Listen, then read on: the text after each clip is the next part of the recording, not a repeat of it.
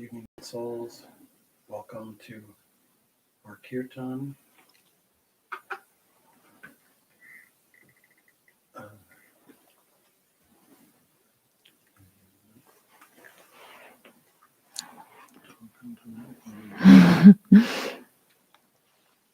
Talking to ourselves.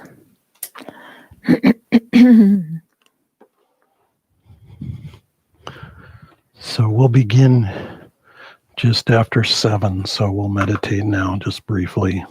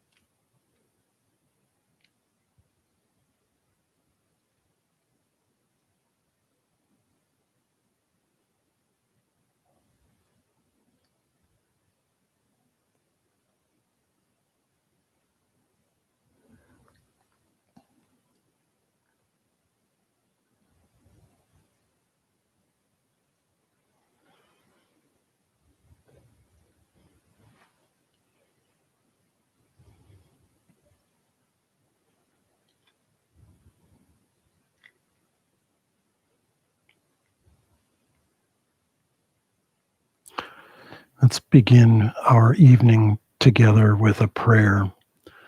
Please pray from your heart, whether with your voice or in silence. Divine Mother, Divine Mother, Heavenly Father, Heavenly Father, beloved friend God, beloved friend God, great masters, great masters, Jesus Christ, Jesus Christ, Krishna Babaji, Krishna Babaji, Lahiri Mahashaya, Lahiri Mahashaya, Swami Sri Yukteswarji, Swami Sri Yukteswarji, beloved Guru, beloved Guru, Paramhansa Yogananda Ji, Paramahansa Yogananda Ji, saints and sages of all religions, saints and sages of all religions, lovingly we bow at thy feet. lovingly we bow at thy feet. Beloved Master, Beloved Master, we dedicate the melody of our hearts we dedicate the melody of our hearts into your light into your light and your love. your love. We are your instruments. We are your instruments. Sing and play through us. Sing and play through us. May we know thee May we know thee behind all the circumstances of our lives. behind all the circumstances of our lives. Om peace. Peace. Amen. This evening we'll chant together. We're dedicating this Kirtan to Yogananda, to our master. This is the week of his birth. We celebrated it more formally on Tuesday, but we have his Murti here present in our little meditation room, and it just felt like we should continue to honor his presence in our lives and in this world. He outwardly left the stage decades ago, but his mission grows stronger by the day as it grows in each of our hearts. And so this evening, as we chant, we will chant almost entirely chants that were either written by him or certainly all of them spiritualized by him. One or two may be more dedicated to him or about him. But feel as we chant, feel that the sort of gravity of your heart, the direction of your heart's energy is being awakened and energized, awakened and magnetized, that we may offer ourselves more and more completely into the divine light. We live in a world full of lots of drama and lots of commotion. We'll talk about this a little bit later, but all of it is a cosmic show. It's a There's a beautiful Italian word, chiaroscuro, means sort of clear and dark, meaning like the film has the clear places are where the light shines through and the dark places are where the shadows come. That's how you make a movie. You have this, especially when it's black and white, you have the light spots and the dark spots, and that all come together, making a show and telling a story. And we wouldn't have a story without the dark parts, but it seems like there's been a lot of commotion lately. And there doesn't have to be commotion in our hearts. Commotion may be going on in the world. It doesn't automatically mean that it has to be inside here. So as we chant this evening, let's chant to God's joy, expressed through Yogananda, but also expressed in our own hearts and in our own lives. In between the chants, there will be little pauses, and those are intentional, and they are an opportunity to go deeper in the chant. Also, just to go deeper in the stillness, the still vibration of the chant. Chanting is a kind of pranayam. Pranayam itself leads to stillness. So embrace that stillness, embrace that inwardness as it manifests to you and through you. And we'll tell some stories later on. Nirmala will share some stories of Yogananda's life. I'll share some thoughts of Yogananda's and stories related to him. And we'll have a short meditation after several chants. But feel as we sing this evening and as we dive deeper that we're tuning into his spirit, his living spirit and presence. Because the mere fact that he's not sort of walking around on two legs in this world doesn't mean that his presence isn't here. It just means that we don't see that presence and limit him to that presence. But his presence is very much in our hearts. So let's tune into that presence as we chant and meditate together this evening. So we'll begin by singing a chant to the Divine Mother, which is how one of the ways that Yogananda most especially and affectionately worshipped the divine. This is engrossed is the bee of my mind, B-E-E. First time I heard this chant, I didn't know what was being talked about. I thought it was the bead of my mind. I had no idea. Anyway, engrossed is the bee of my mind on the blue lotus feet of my Divine Mother.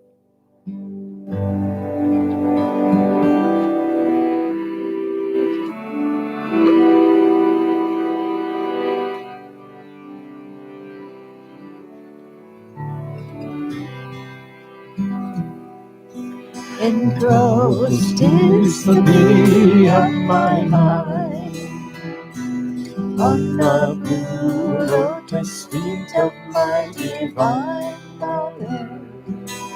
Engrossed is the bee of my mind on the blue lotus feet of my Divine Mother. Divine Mother, my Divine Mother. Divine Mother, my Divine Mother. Divine Mother, my Divine Mother. Divine Mother, my Divine Mother. Engrossed is the beauty of my mind on the blue lotus feet of my Divine Mother.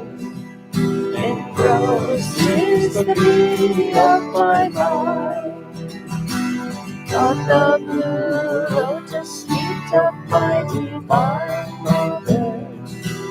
Divine Mother, my Divine Mother. Divine Mother, my Divine Mother. Divine Mother, my Divine Mother. Divine Mother, my Divine Mother. Engrossed is the beauty of my mind on the blue lotus feet of my Divine Mother. Engrossed is the beauty of my mind on the blue lotus feet of my Divine Mother, my Mother, my Divine Mother, Divine Mother, my Divine Mother, Divine Mother, my Divine Mother, Divine Mother, my Divine Mother. Rose is the beauty of my mind, on the blue lotus feet of my Divine Mother. Rose is the beauty of my mind, on the blue lotus feet of my Divine Mother.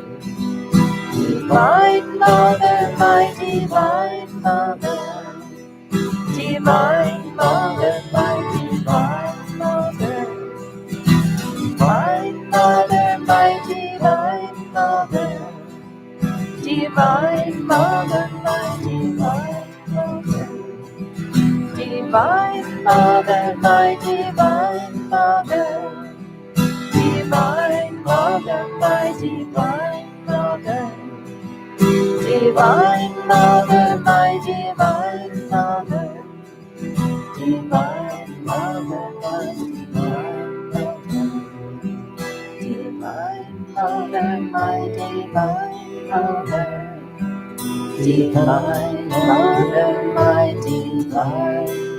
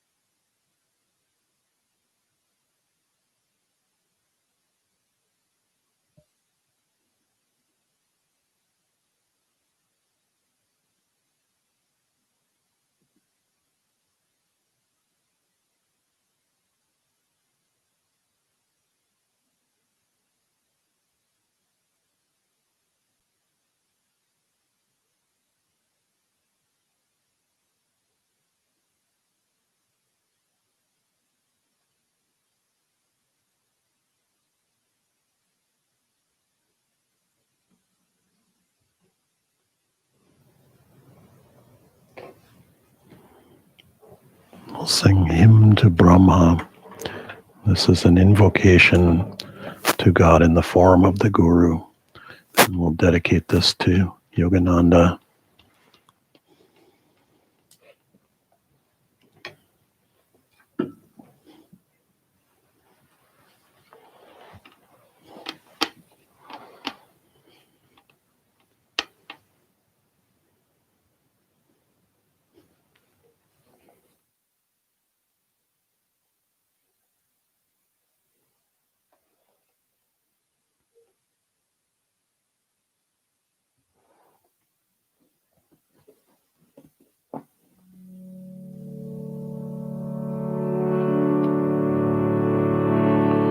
Brahmanandam Paramasukadam Kevalam Jnanamurti Dandvatita Gagana Sadrisha Tattvamasya Dilaksham Ekam Nityam Imalachalam Sarvades Shakshirukam Bhavatita Gagana Sadrisha Tattvamasya Dilaksham Ekam Nityam Mallamacharya Sarvadeshakshidrita Bhavatita Trigunarahita Sadguru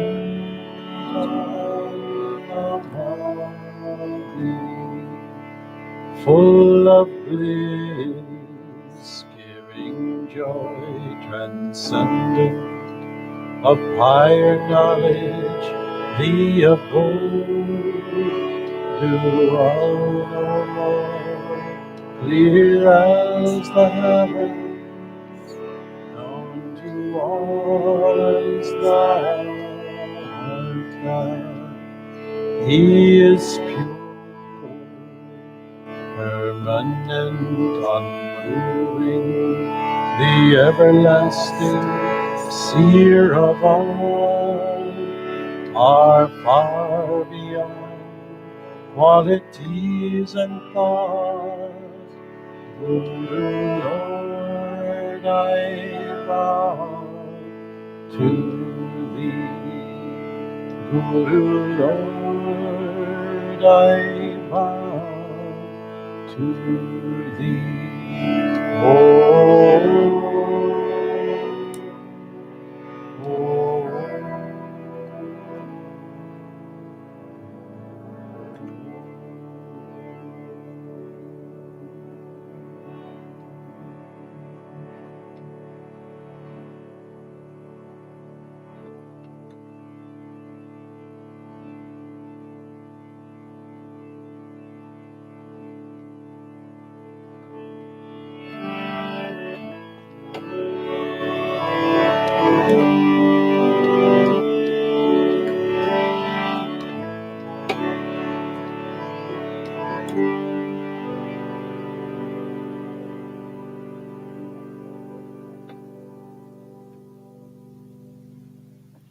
Who tells me thou art dark, O my mother divine? Thousands of suns and moons from thy body do shine.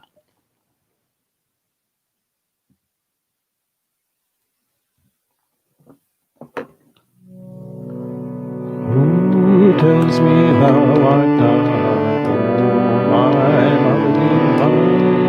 Who tells me thou art dark, O my mother divine? Thousands of suns and moons from thy body do shine.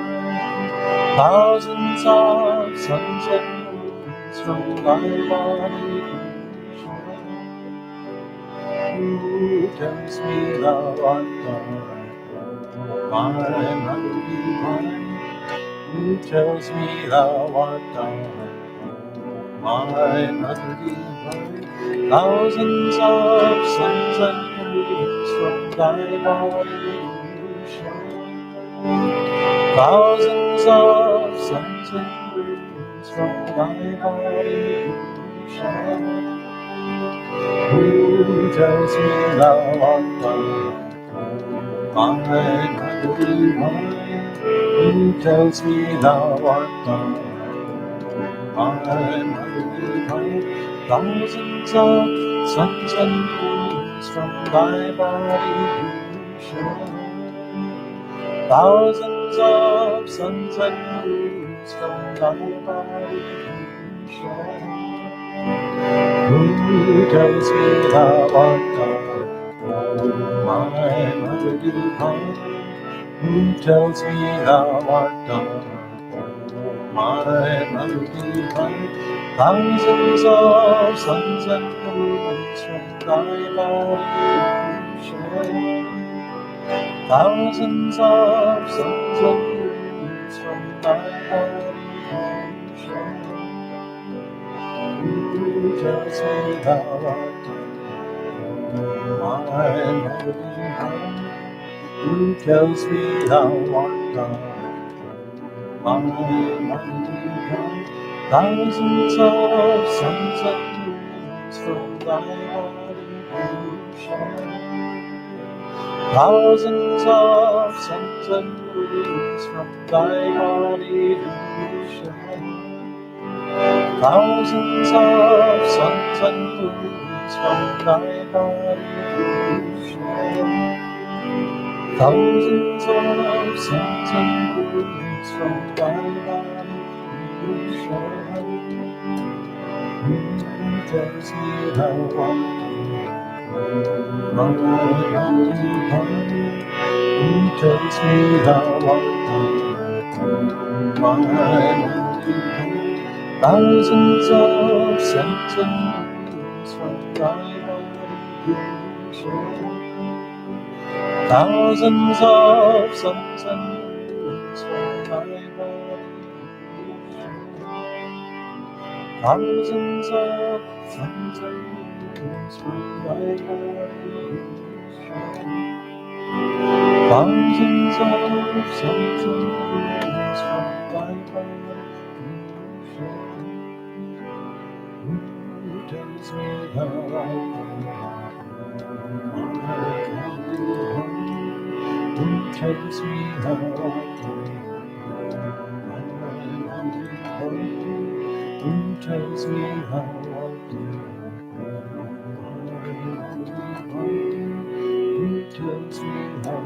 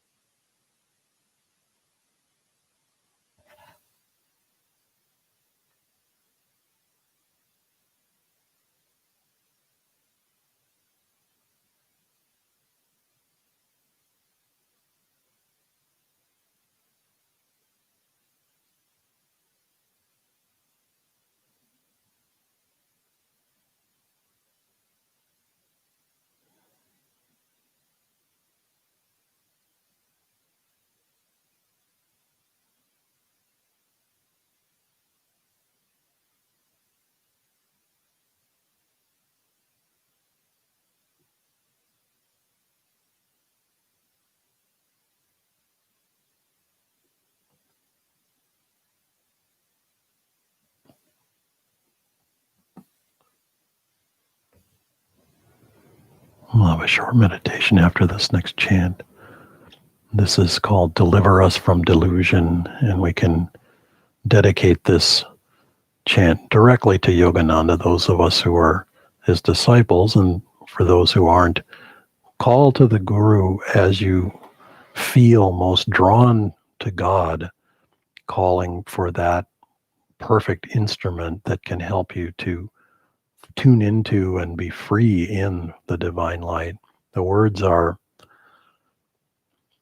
think ye in thy heart, lotus feet of thy Guru. If you want to cross the ocean of delusion, shaming the white lotus in purity, beyond all duality, Guru, image of Brahma, deliver us from delusion. We'll have a short meditation after this chant.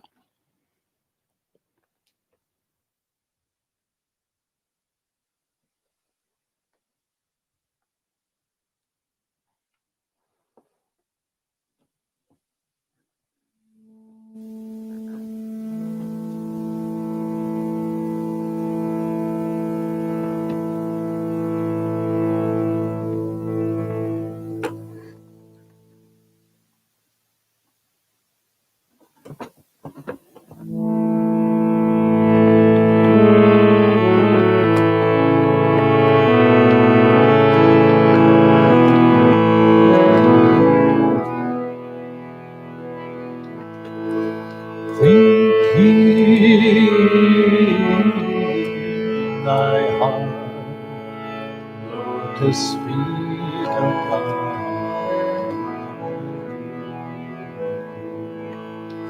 Think thy heart, lotus feet of God.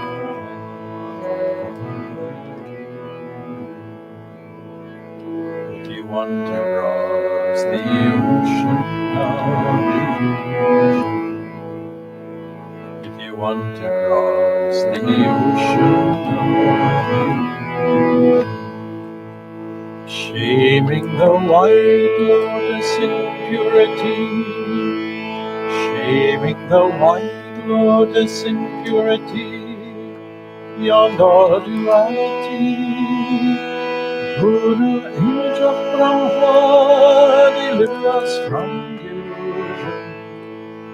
Guru, image of Brahma, deliver us from delusion.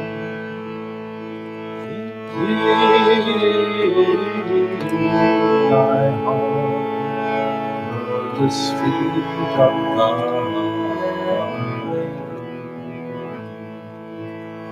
Think thy heart, lotus feet of God. If you want to cross the ocean of illusion, if you want to cross the ocean of illusion, shaming the white lotus in purity, shaming the white lotus in purity, beyond all duality, Guru, image of Brahma, deliver us from delusion. Guru, image of Brahma, deliver us from delusion.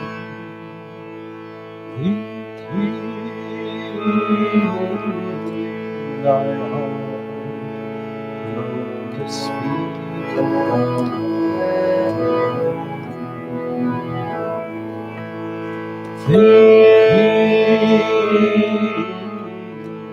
Thy heart, lotus feet of God.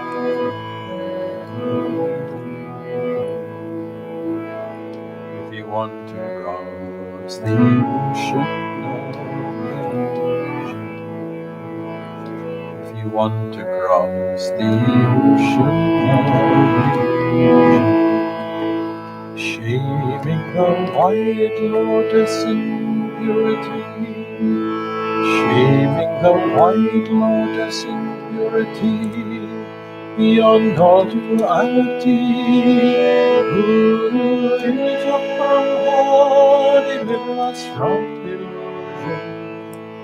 Guru, image of Brahma, deliver us from delusion. Guru, deliver us from delusion. Think thy heart, lotus feet of God. Think thy heart, lotus feet of God.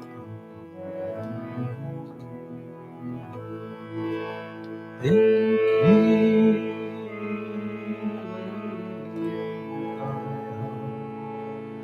lotus feet of God.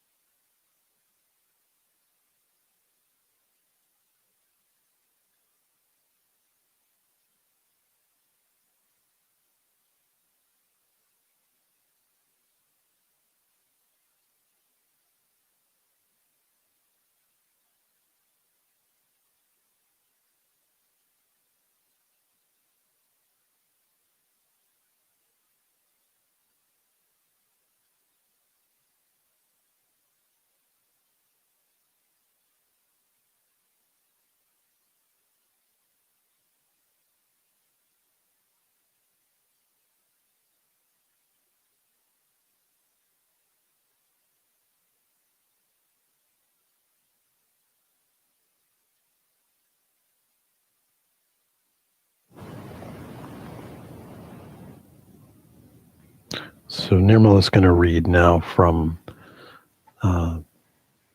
These are stories that Swami Kriyananda wrote down about Yogananda's boyhood from the time he was just a toddler until he was around 16.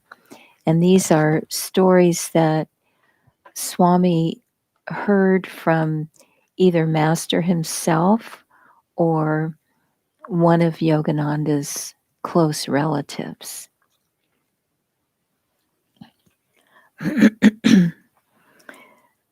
So this happened when Yogananda was very young, perhaps a toddler. Mukunda felt deep tenderness whenever he thought of God. In his mother's love for him, in his father's sage but gentle discipline, in the kindness of all good people, in the joy of sunlight and the sweet solicitude of rain, he saw manifestations of divine, infinite love. Everything that he did or thought, he shared with his heavenly friend. Once, when still a little boy, he wrote a letter in Bengali to God, pouring out what was in his heart to say. He addressed the letter simply, God in heaven, and mailed it trustingly. 2 days passed, then he began looking for a reply. Day followed day, letters came for his father, his mother, his older brother Ananta, but none for little Mukunda. That was his name before he was given the monastic name of Swami Yogananda, Mukunda Lal Ghosh. Surely he must have had time to answer by now, Mukunda thought anxiously. I know he's busy, but can't he spare just a few minutes to write to me? Every day the child waited eagerly for the postman. Alas, no letter came. Dear God, he prayed lovingly, you simply must answer my letter. It said so many things, so many important things. Weeks passed. His longing never abated. Finally, one day, Mukunda saw a brilliant light. Within it was a letter in the Bengali script. To his indescribable joy, every part of his letter had been answered. God had been won by his little friend's refusal to give up a loving expectation.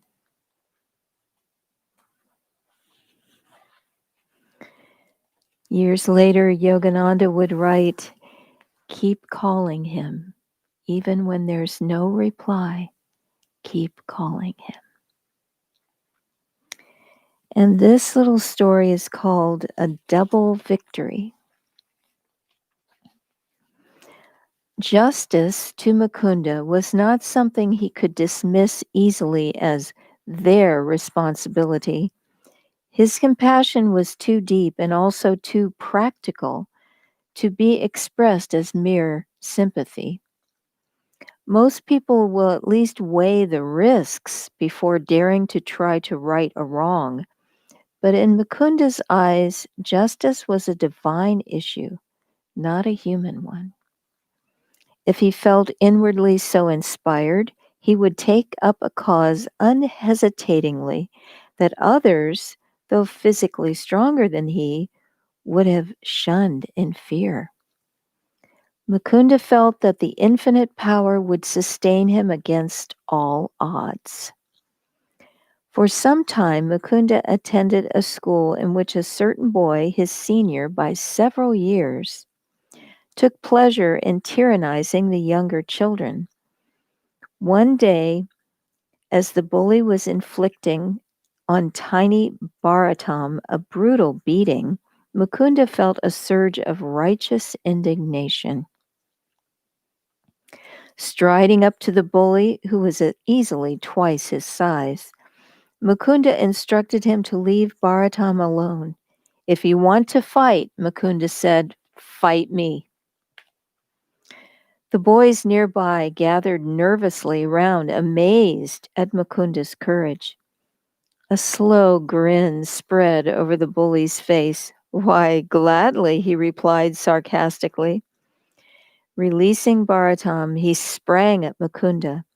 Lifting him up, he dashed him furiously to the ground, stunning him momentarily. This seemed to the bully a pleasant way as any of settling their little disagreement. He stooped over and lifted Mukunda up with the idea of dashing him down once again. This time, Mukunda saw his opportunity and quickly seized it. With both arms, he grasped the big boy around the neck and squeezed him as hard as he could. The bully could hardly breathe. Desperately, he tore at Mukunda's arms, shook him about like a doll, beat his head against the ground. Mukunda nearly lost consciousness, but still he hung on. At last, the big boy, frantic for air, began to weaken. Do you give up? Mukunda demanded between gritted teeth. Yes, yes, the big boy panted at last. I give up. Let go of my throat. Mukunda released his hold. The boy stood up, breathing heavily. Once he had regained his breath, however, he broke his word, leaping a third time at Mukunda. But this time the other boys cried out, Mukunda has beaten you fairly. If you fight him this time, we'll all jump on you. Those whose cause is unjust rarely accept unequal challenges. Grudgingly, the bully accepted his defeat. Mukunda became a hero to his schoolmates. To protect a friend, he had beaten a boy twice his size. He might well have gloried in this victory. Later, however, when he was alone, his conscience hurt him more sorely than did his aching body. Alas, in his struggle with the bully, he had neglected a much more important cause. Anger had stirred his heart. Even righteous anger, he told himself, is not becoming in a devotee. Raising his hand then and there, he made a solemn vow. Never from this day forth, no matter what the cause, will I allow myself to be touched by anger. Hereafter, divine righteousness alone will be my strength. And from that day on, never again did he know anger.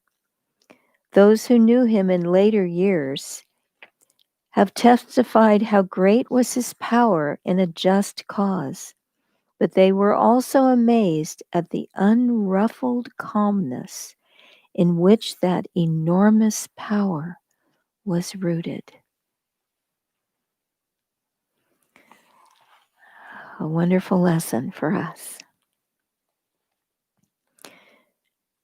And this is called a devotee's zeal.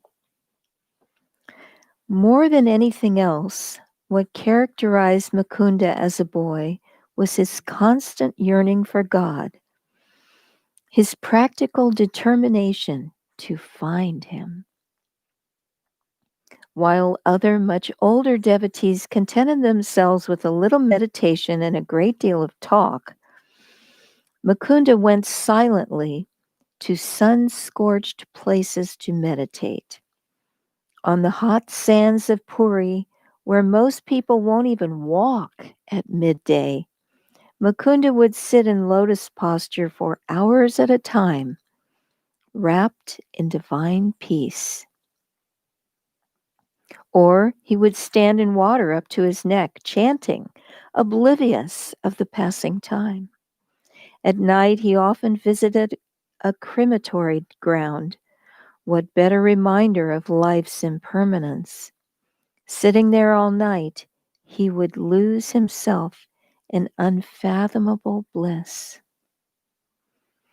In Benares, he used to go to a certain temple where he had found an opening in the floor just wide enough for him to squeeze through sideways.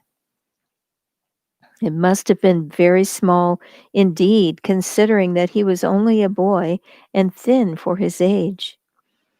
This opening led to a series of steps. 3 flights down he would go.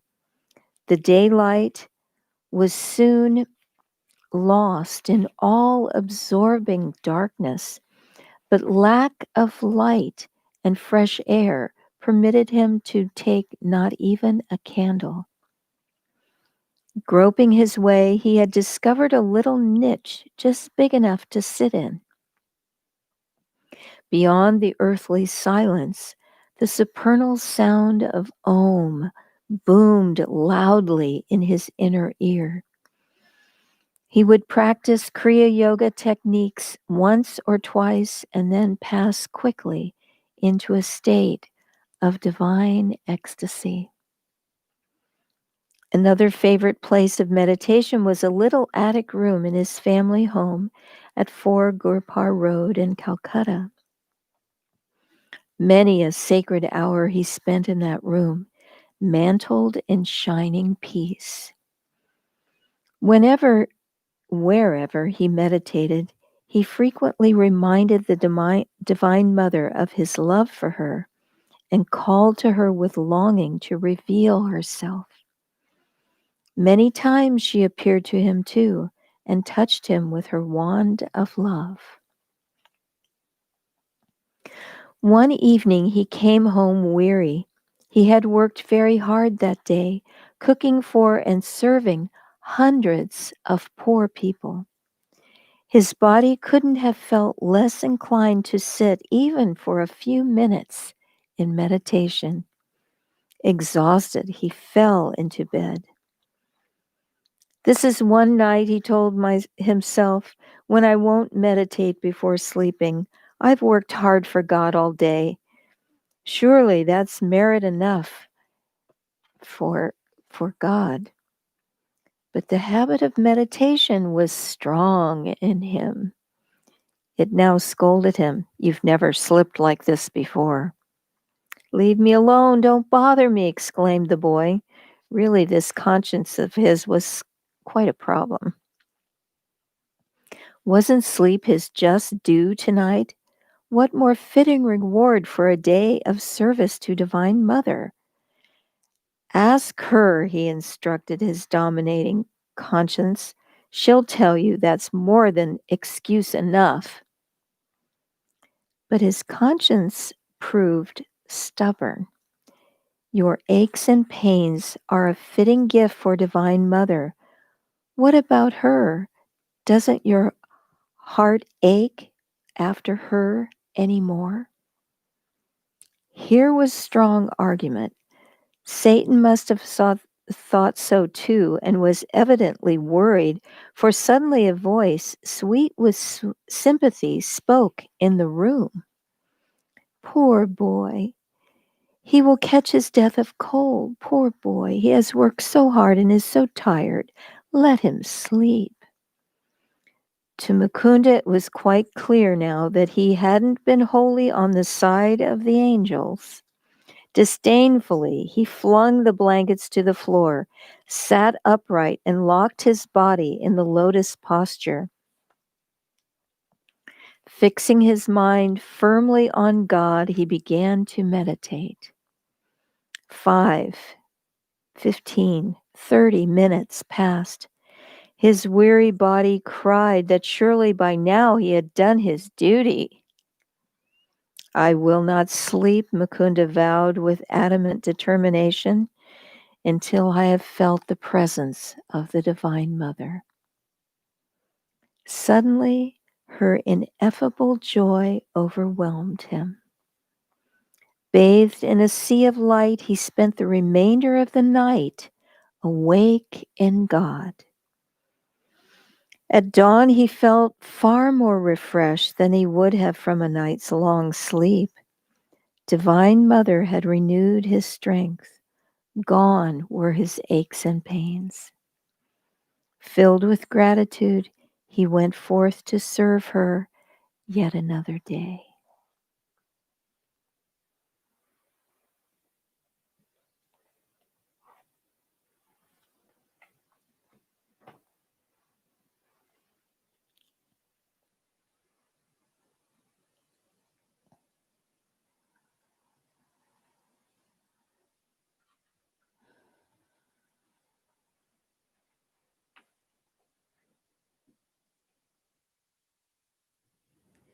So I'll just share a few little thoughts, and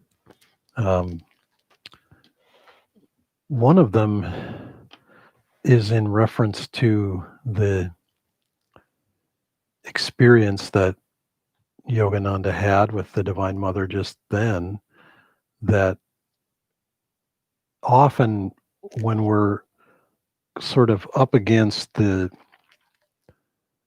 contingencies of the day, the pressures of time and the challenges of fatigue, we will have that experience of the conscience on one side and the sort of message of delusion coming along saying, "Oh, you poor thing. Oh." And we remember that from being with Swamiji, that he would work he would sometimes be up at 3 a.m. and never formally get dressed at all in the daytime. He'd be working at his computer in his bathrobe the entire day until, stopping only to take meals, and sometimes not even stopping for that, actually, depending on the situation. But and sometimes working all the way until 11 in the night or later. I mean, he was just capable of going and going and going. When the inspiration was there, there was no stopping him. And he too could sort of challenge us with that. Are you sure? In fact, I remember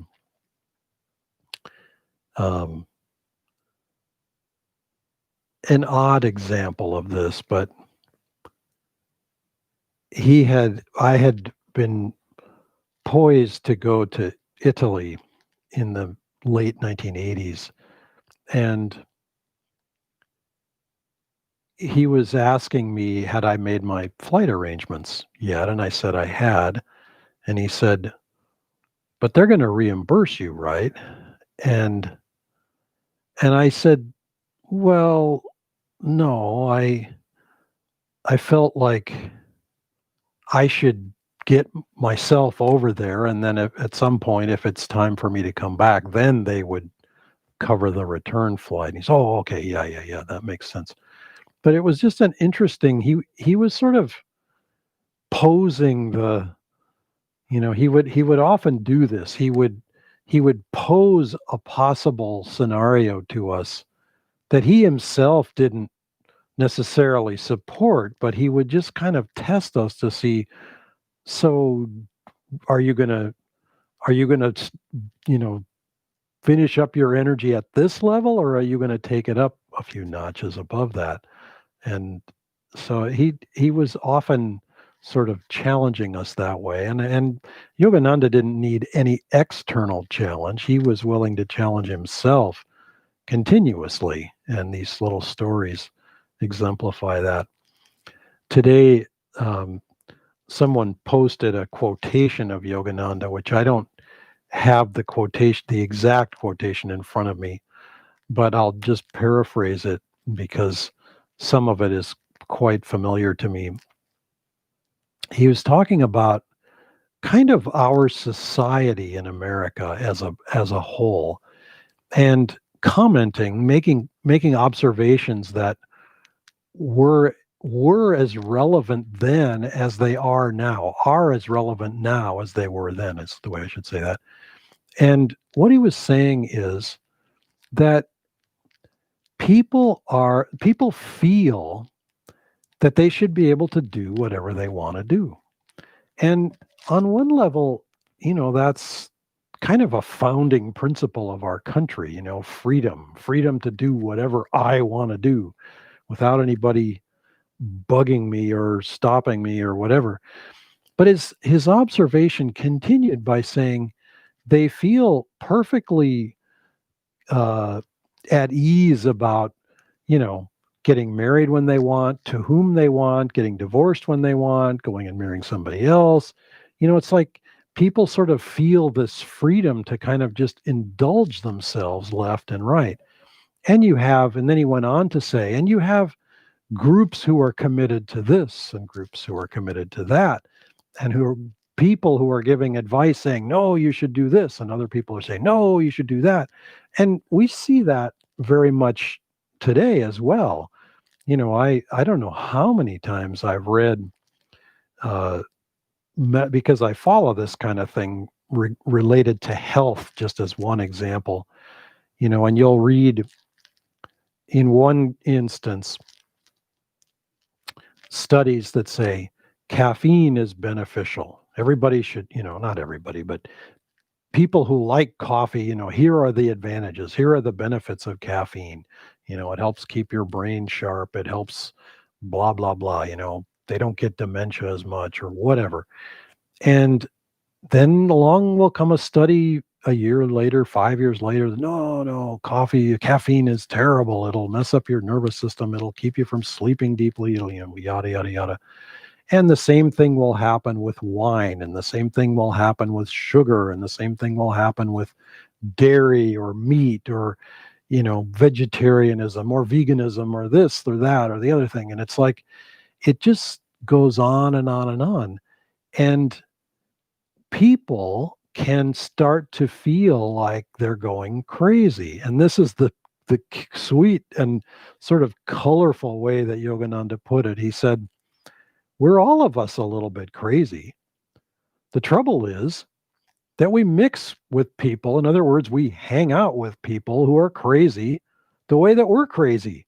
And so we don't know that we're crazy. We don't sort of come to recognize our craziness because we have to start to run up against people who are crazy in a different way, who then go, well, you're nuts. That's not what I believe. And, if we're willing to question ourselves when we do run into that, I've remarked before that one small thing that impressed me about my dad in this regard, he reads several newspapers, and they come from very different points along the political spectrum. One of them pretty far left, another one pretty far right. And his views are, definitely hew more in one direction than in the other. And I said to him, well, so why do you read this other one? And he said, because I want to know how people think, and I want to know why they think what they think. I want to understand the world through their eyes. I'm sort of paraphrasing that, or kind of summarizing how I understand what he was saying. And it impressed me because it's an uncomfortable challenge to hold a view that is different, especially that's radically different from the view that we hold, and to sort of impartially examine it and size it up. I remember Swamiji used to get a newsletter that was way off to the side relative to his perspective. And it came from a very narrowly fanatical religious point of view. And, we just scratched our heads wondering, what on earth did he read this stuff for? Because he didn't believe any of the theological aspects of what they were saying, what they were promoting. But he said, I read it because they do interesting research. And I want to know what their conclusions are from that research. I don't always agree with the conclusions, but I want to know what they find out. I want to know how they see the world. And it's a fascinating and challenging way to approach these things. And Yogananda, obviously, he did not counsel us to be so open-minded, as Swamiji put it, that our brains fall out. But on the other hand, he did say be open-minded. He did say tune into the world, because it is a show. It is a drama, and there is going to be commotion going on, and we can't entirely avoid that commotion, but we don't have to be letting it affect our peace of mind. And I just conclude my thoughts here by saying, go back now a few minutes to the story, the second story that Nirmala was reading. That little story about him, Yogananda, or maybe it was the third story, the story about him going down the stairs in Varanasi, finding a little crack in the floor that led to some stairs, just wide enough that he could fit through this little crack. I mean, we're talking, this thing must have been like 8 inches wide, 6 inches wide. I mean, he was a tiny thing. And he could sneak down the stairs, go down several flights. There must have been hardly any air down there, hardly any oxygen in the air, would be another way to say it.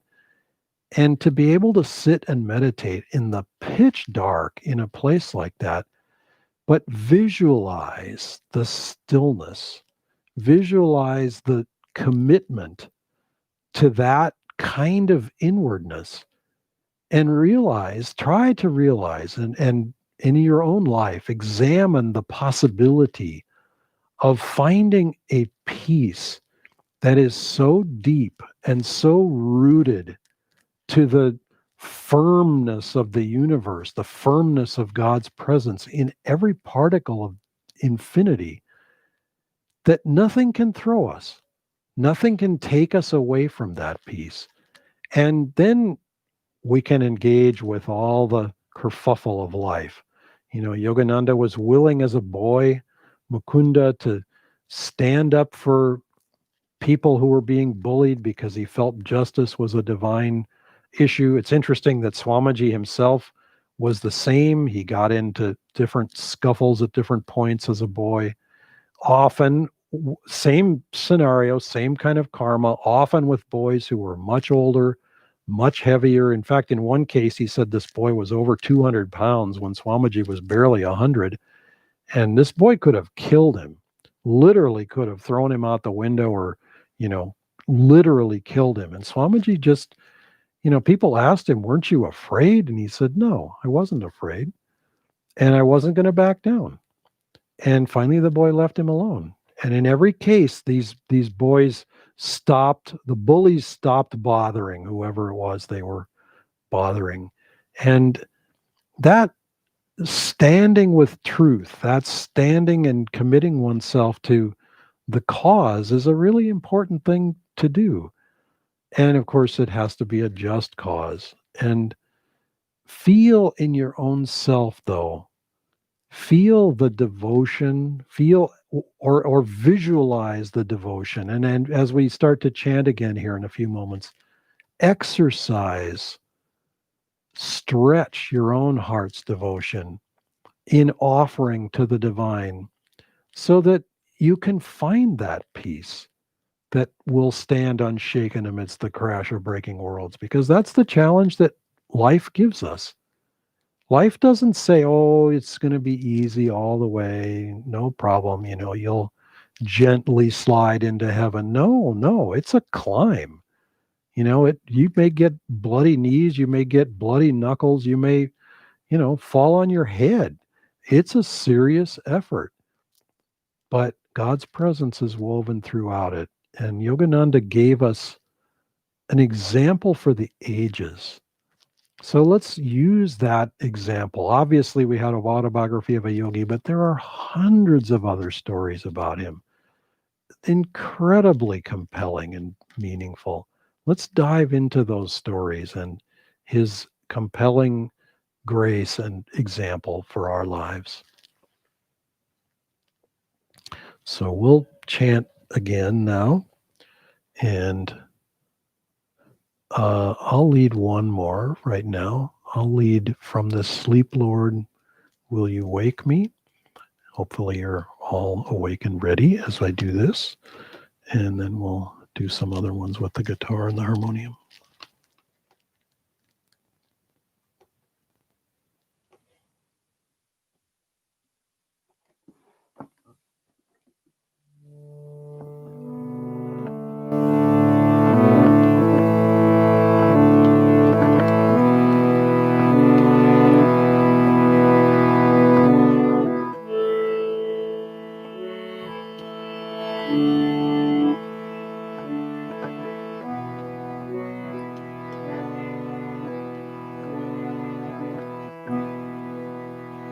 From his sleep, Lord, will you wake me? From his dream, Lord, will you wake me? In the I die, in the I rise, in the I die, in the I rise, in thy sea,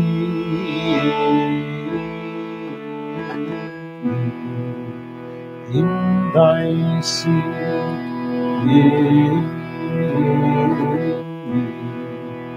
from the sleep,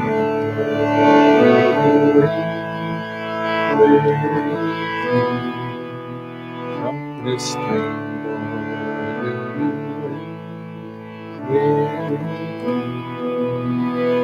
in the I am born, in the I die, in the I am born, in the I die, who live forever,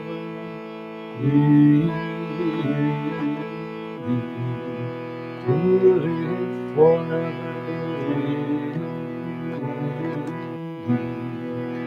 From the sleep, Lord, will you wake me? From this dream, Lord, will you wake me?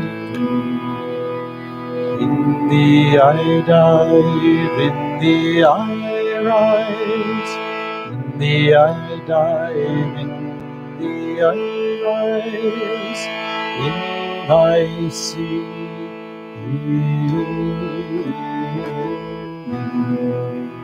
in thy sea, from the sleep, Lord, will you wake from this dream? Will you wake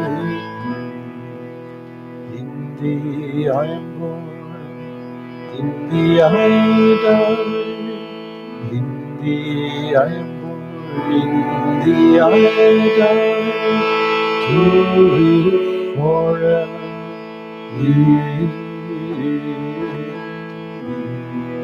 to live forever,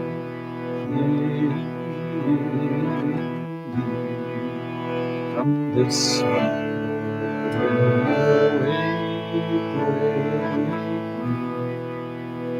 from this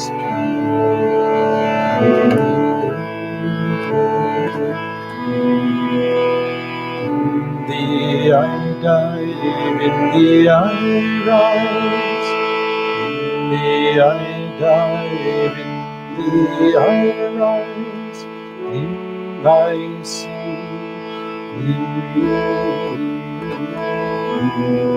in thy sea,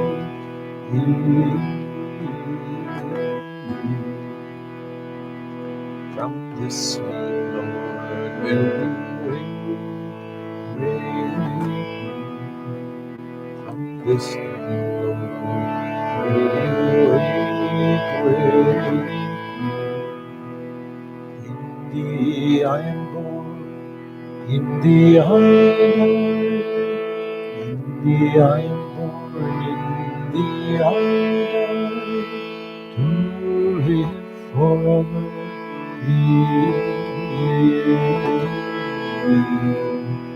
to live forever in me. From this sweet will you wake me?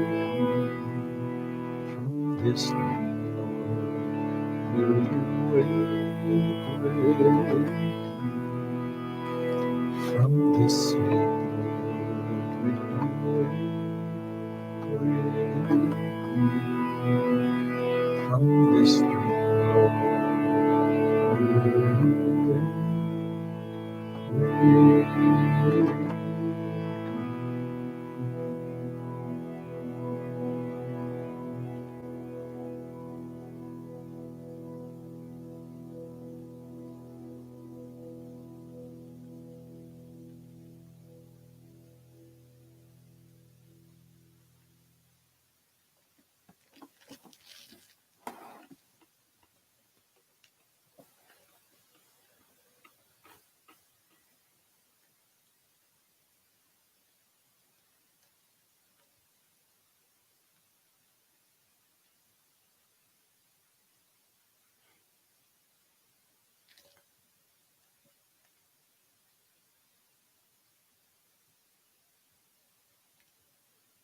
So we'll chant Jai Guru, Paramhansa Yogananda, Jai Guru Jai.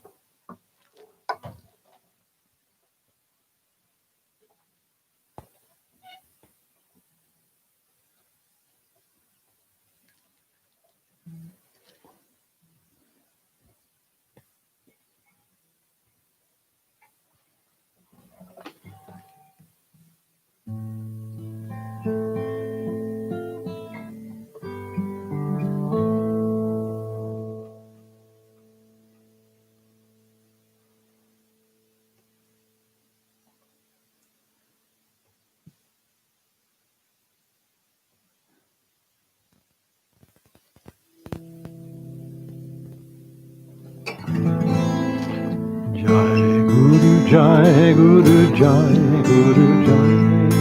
Jai Guru Jai Guru Jai Guru Jai. Paramhansa Yogananda Jai Guru Jai. Paramhansa Yogananda Jai Guru Jai. Jai Guru Jai Guru Jai Guru Jai. Jai Guru Jai Guru Jai Guru Jai. Paramhansa Yogananda Jai Guru Jai. Paramhansa Yogananda Jai Guru Jai. Jai Guru Jai Guru Jai Guru Jai. Jai Guru Jai Guru Jai Guru Jai. Paramhansa Yogananda Jai Guru Jai. Paramhansa Yogananda Jai Guru Jai. Jai Guru Jai Guru Jai Guru Jai. Jai Guru Jai Guru Jai Guru Jai. Paramhansa Yogananda Jai Guru Jai.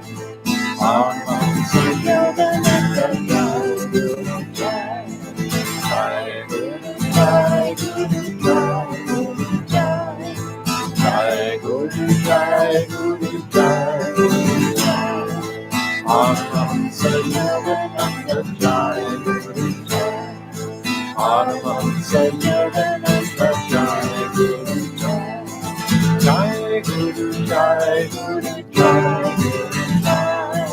Jai Guru Jai Guru Jai Guru Jai. Paramhansa Yogananda Jai Guru Jai. Paramhansa Yogananda Jai Guru Jai. Jai Guru Jai Guru Jai Guru Jai. Jai Guru Jai Guru Jai Guru Jai. Paramhansa Yogananda Jai Guru Jai. Paramhansa Yogananda Jai Guru Jai. Jai Guru Jai Guru Jai Guru Jai. Jai Guru Jai Guru Jai Guru Jai. Paramhansa Yogananda Jai Guru Jai.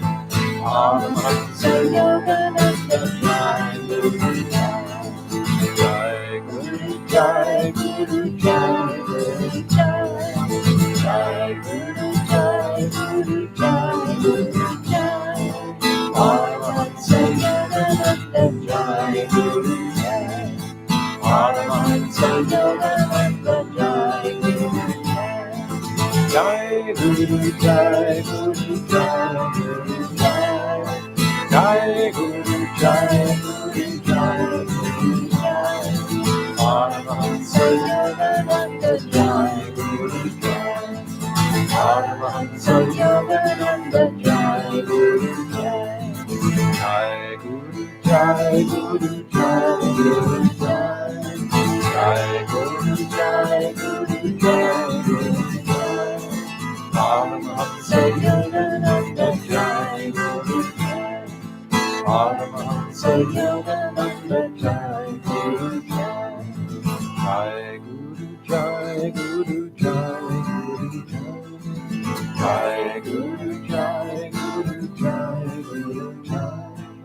Paramahansa Yogananda Jai, Guru Jai. Paramahansa Yogananda Jai, Guru Jai. Paramahansa Yogananda Jai, Guru Jai. Paramahansa Yogananda Jai, Guru Jai.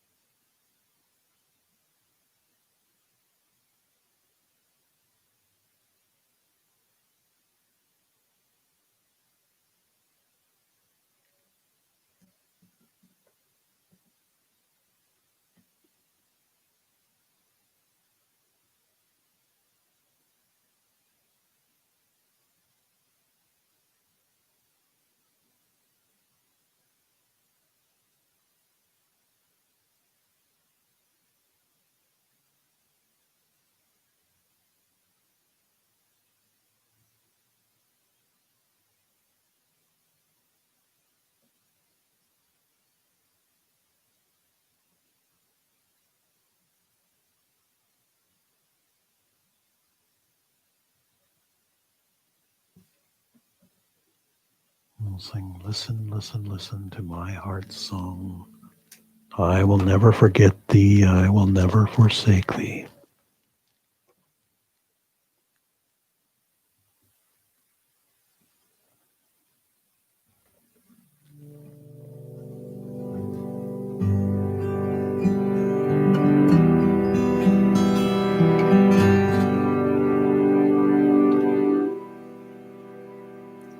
Listen, listen, listen to my heart's song. Listen, listen, listen to my heart's song. I will never forget thee. I will never forsake thee.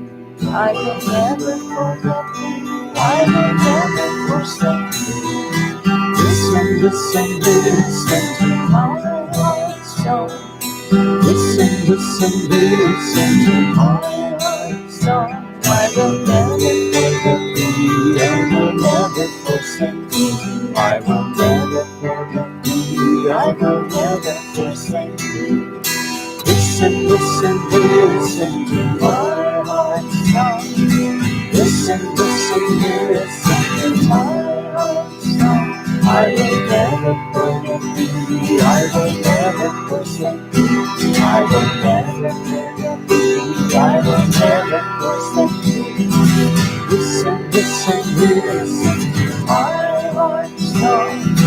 Listen, listen, listen to my heart's song. I will never forget thee, I will never forsake thee. I will never forget thee, I will never forsake thee.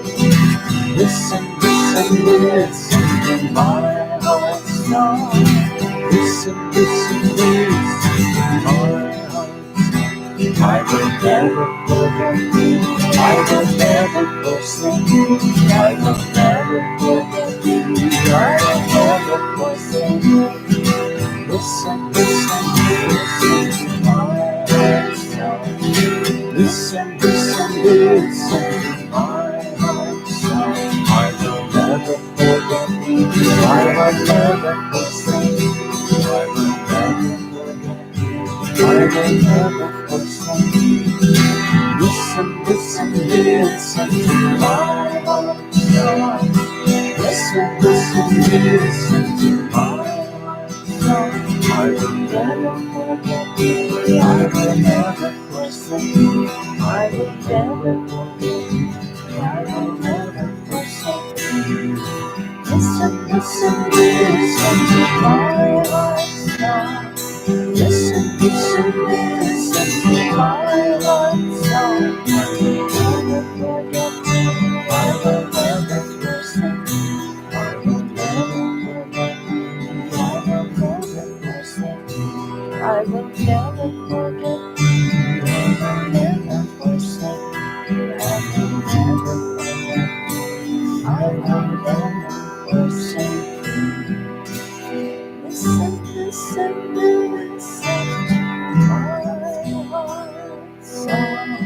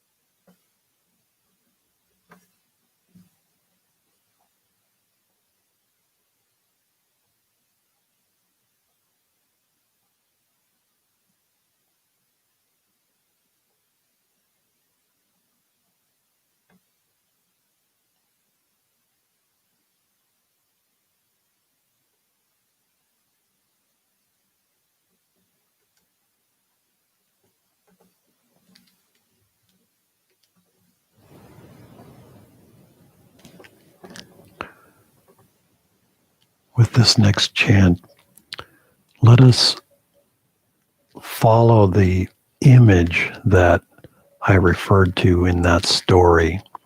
That we'll sing in the temple of silence, in the temple of peace, in the temple of samadhi, in the temple of bliss, and squeeze yourself through that crack in the floor that Yogananda went through.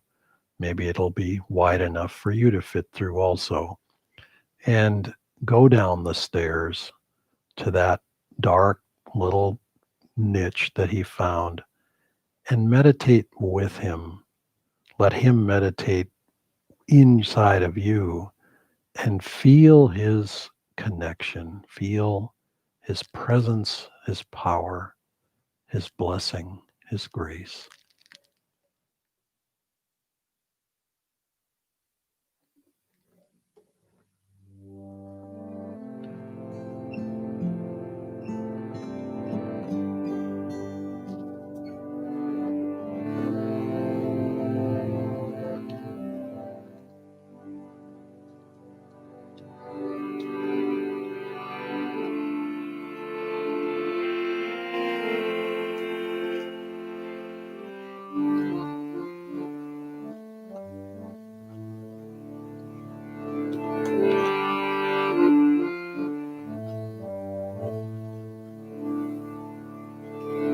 In the temple of silence, in the temple of peace, in the temple of silence, in the temple of peace,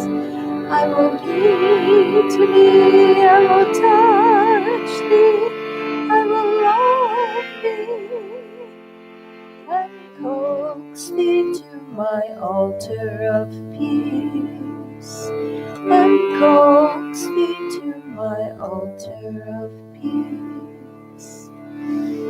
In the temple of Samadhi, in the temple of bliss, in the temple of Samadhi, in the temple of bliss, I will meet thee, I will touch thee, I will love thee, and coax thee to my altar of bliss, and coax thee to my altar of bliss.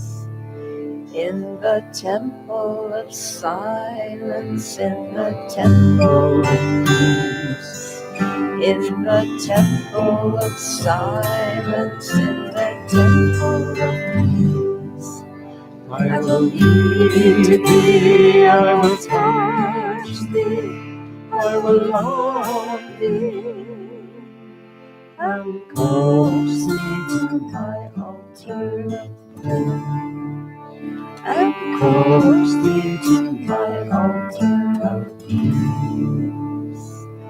In the temple of Samadhi, in the temple of bliss, in the temple of Samadhi, in the temple of bliss, I will meet thee, I will touch thee, I will love thee, and coax thee to my altar of bliss, and coax thee to my altar of bliss.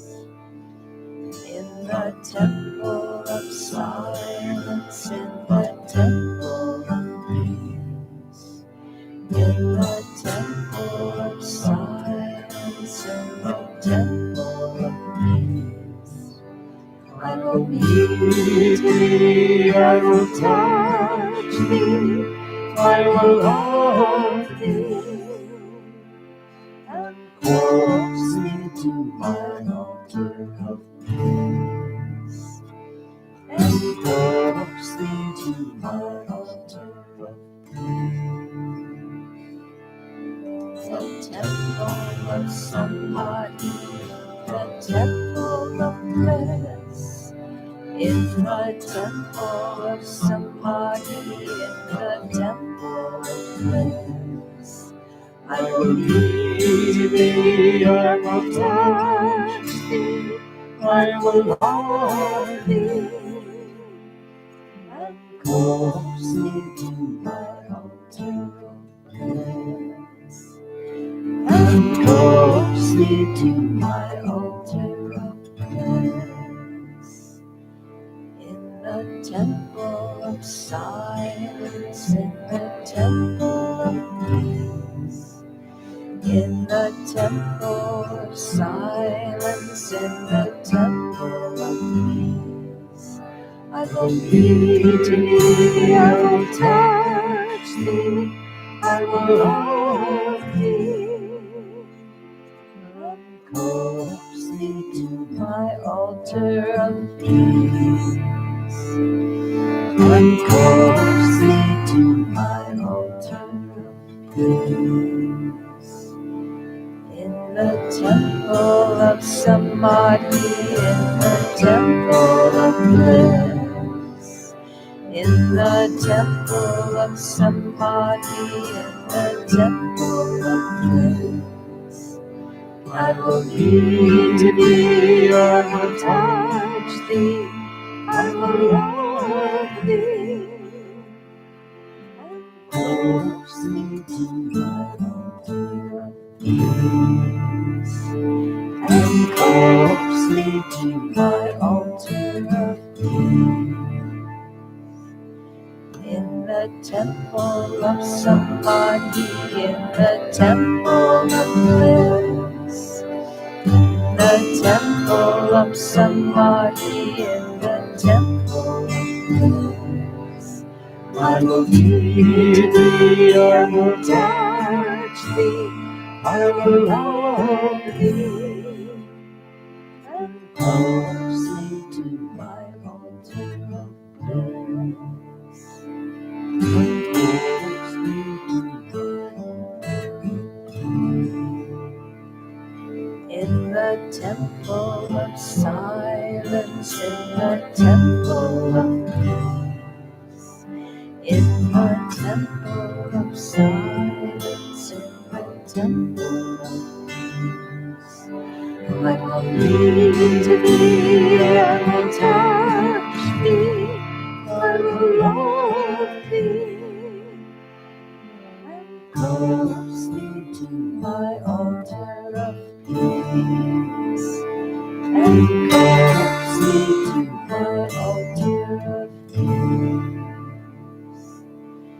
In the temple of samadhi, in the temple of bliss, in the temple of samadhi, in the temple of bliss, I will lead to thee, I will touch thee, I will love thee, and cause thee to my altar of praise, and cause thee to my altar of praise, and cause thee to my altar of praise.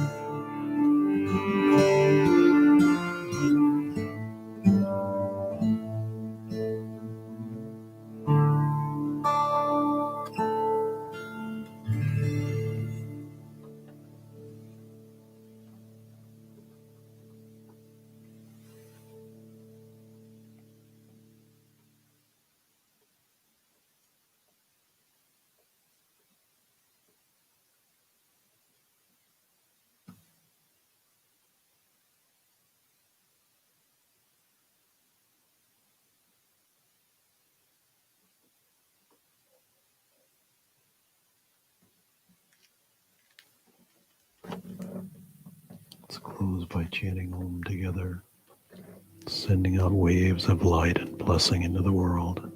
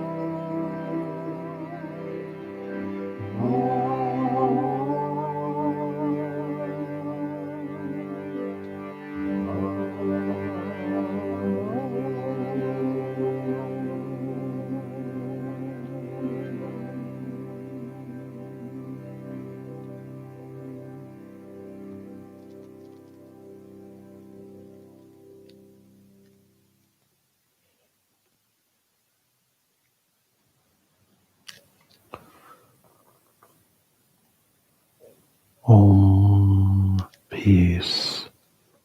Amen. God bless you. Jai Guru.